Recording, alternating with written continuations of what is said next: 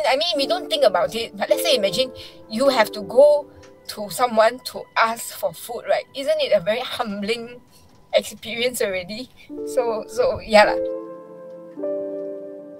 In the past few months, we've seen a glimpse of reality that many of us, our friends, our neighbours, are struggling to get by day. Many of us are left without a job, some left with little to no food for days, or some even having to give up their homes. I reached out to a few NGOs in both West and East Malaysia to share further on the reality of what's happening around us and how you and I can help those who need it most. Wow. So my car is full of like groceries, rice, oil, Maggi noodles, plastic containers, and then the vegetables are all the way at the back.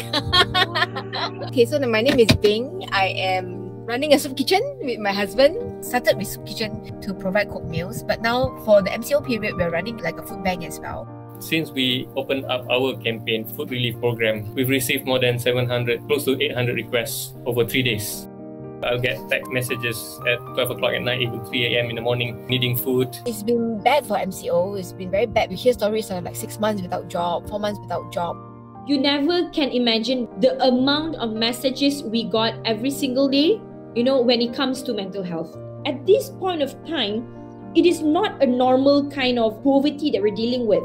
These people who never ever asked for help previously would now be desperate to ask for help. So we cannot expect them to know what to do. It's always the same case: loss of income, lost job, husband is no longer working. I have 3 kids. My daughter doesn't have milk, for example. B40, M40 categories is all jumbled up. It does not make sense anymore. I've had this pakcik calling me. He's all alone, 82 years old, living in PJ. He lives on eating just powdered Milo, 10 kilogram of that per month, he said, just on powdered Milo. The toughest is actually when people ask for milk for their babies. That's the hardest.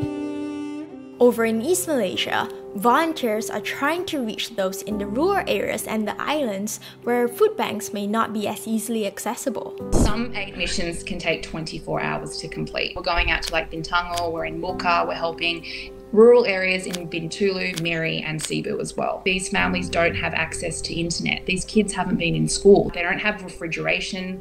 They don't have stable electricity. A lot of them don't even have access to clean water.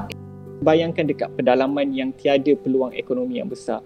So before MCO pun diorang amat tinggal di paras kemiskinan. So imagine masa MCO ni. Kalau dekat darat kita orang banyak naik lori lah, 200 pack, 300 pack, dan kita akan hantar naik bot dekat pulau-pulau. Dia mencabar lah sebenarnya sebab satu melihat pada keadaan cuaca dan juga air pasang surut. So kalau macam air surut, kita tak boleh reach pulau tu, and then kita kena turun dan kita kena angkat beras and everything untuk sampai ke pulau. Together, these NGOs feed thousands of people weekly, and yet aid is still never enough. Any help from those who are able could mean keeping a family afloat. So, what can we do for the people around us? Every family who come to us and ask for help, we will provide at least basic like this. You can also pack your own food aid for others. Any canned food is like a dream. Like a 5-kilo bag of rice, bihun, eggs, cooking oil, milk, sugar, salt, dry biscuits, and soya sauce. Stock cubes is also another great one. Joy items, toothpaste and toothbrushes, and sanitary pads. A lot of women are sacrificing sanitary pads in order to buy food for their family. Just make sure that everything is unopened, not expired, and in good condition. We're just helping with the basics, which is just easing that one burden of food. Then maybe whatever they earn, they could help with other things like petrol to be able to go to work. You've got medical issues as well. We can't expect them to know how to reach out. We must reach out to them. I wanted to put dignity in this work. I don't want people to come begging at me. That's not right. For me, basic necessities are not for you to beg. Diorang bukannya tak nak kemodenan, cuma kita tidak memberi peluang kepada diorang sebenarnya. I would just say to the Malaysians, to be a bit kinder. There are people like us the things that bother them, right, are the same things that bother us.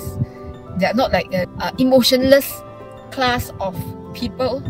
Jangan pandang diorang macam different, tapi anggap diorang macam sama macam kita lah manusia. Sebab diorang pun ada hati dan perasaan juga.